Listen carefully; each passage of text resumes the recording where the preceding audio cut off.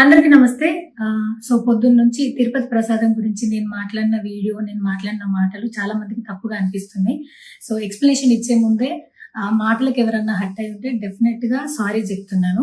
And నన్ను regular గా follow అయ్యేటోళ్లకు నాకు వెంకటేశ్వర స్వామి ఎంత ఇష్టమో తెలుసు.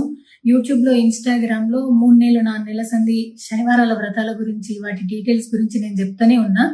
అవేవి దేని గురించి ఎవరు మాట్లాడుకోలేరు. అన్ఫార్చునేట్లీ దీని గురించి మాట్లాడిండ్రు. ఏదైనా సరే తప్పు జరిగింది నా సైడ్ నుంచి. నా మాటలు తప్పుగా ఉన్నాయి తప్పితే నా ఇంటెన్షన్ అది కాదు. మేము రిచ్ అని అన్నది 10,000 L1 క్యూ లైన్ లో నిలబడ్డప్పుడు, పొద్దున ప్రసాదం తీసుకునేటప్పుడు కాస్ట్లీ లైన్ లో నిలబడ్డమని ఆ ఉద్దేశంతో అన్నాను.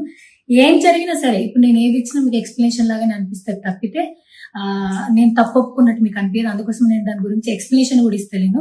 తప్పైతే నా సైడ్ నుంచి జరిగింది అండ్ నా తమ్ముడు సోను తరపున నుంచి కూడా జరిగింది. తను అవైలబుల్ లో లేడు. తన తరపున, నా తరపున అందరికీ సారీ చెప్తున్నా. సో నా ఇంట్లో వెంకటేశ్వర స్వామి, నా చేతి మీద వెంకటేశ్వర స్వామి, అన్నిటికన్నా ముఖ్యంగా జీవితంలో నాకు అత్యంత విలువైంది నా బిడ్డ. నా బిడ్డను కూడా వెంకటేశ్వర స్వామి ఇచ్చిండు. నేను ఆయన గురించి తప్పుగా ఎట్లా మాట్లాడతా? అస్సలు ఆయన గురించి తప్పుగా మాట్లాడా. ఆయన గురించే కాదు, నన్ను రెగ్యులర్ గా ఫాలో అయ్యేటోళ్లకు నేను అన్ని మతాల దేవుళ్ళను మొక్కుతా, అందరి దేవుళ్ళను మొక్కుతా.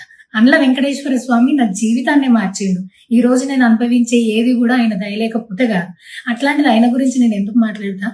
అయినా సరే తెలుసో తెలకో పొరపాటు మాటలైతే నా నోటి నుంచి, మా తమ్ముడు నోటి నుంచి వచ్చినాయి.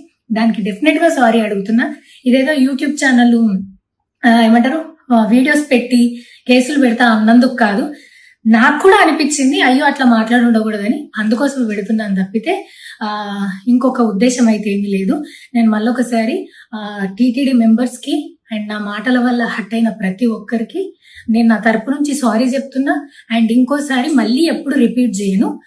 సో నా సారీని యాక్సెప్ట్ చేయండి. నన్ను రెగ్యులర్ గా ఫాలో అయ్యేటోళ్లకు నాకు వెంకటేశ్వర స్వామి అంటే ఎంత ఇష్టమో తెలుసు కాబట్టి వాళ్ళందరూ నన్ను నమ్ముతున్నారని కోరుకుంటున్నా.